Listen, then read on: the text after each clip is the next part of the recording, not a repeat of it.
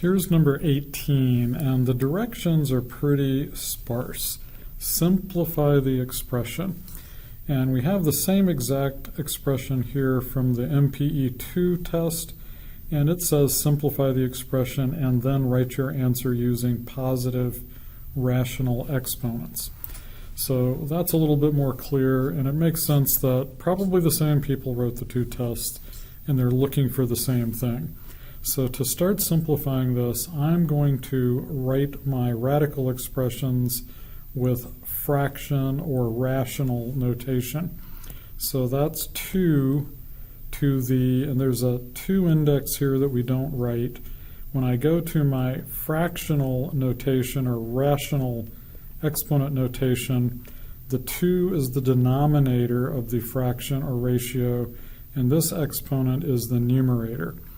And then I'm going to take that whole 4x and say that's to the 1/3 power, because the denominator here, this is all to the 1 power, so that becomes the numerator.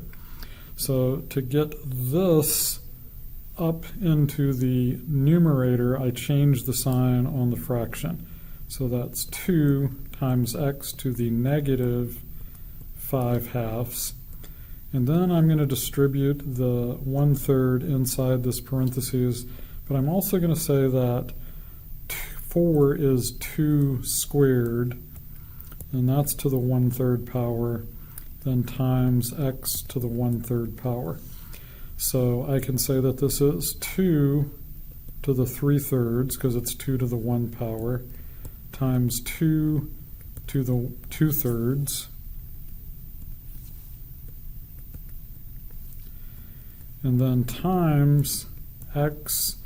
I'd like to get a common denominator here, so I'm going to say x to the 5/2, then multiply that fraction times 1 in the form of 3/3, times x to the 1/3, multiply that exponent by 1 in the form of 2/2.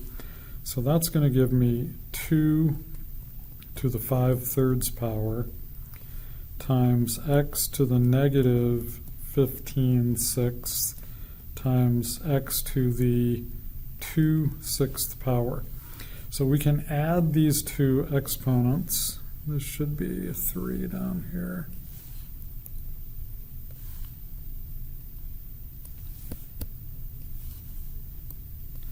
So 2 to the 5/3 times x to the negative 13/6. But we want positive exponents, so we're going to move this back across the fraction bar. So 2 to the 5/3 divided by x to the 13/6 power. And we'll go check their solution. 2 to the 5/3 power divided by x to the 13/6 power. And you can look at exactly how they did it.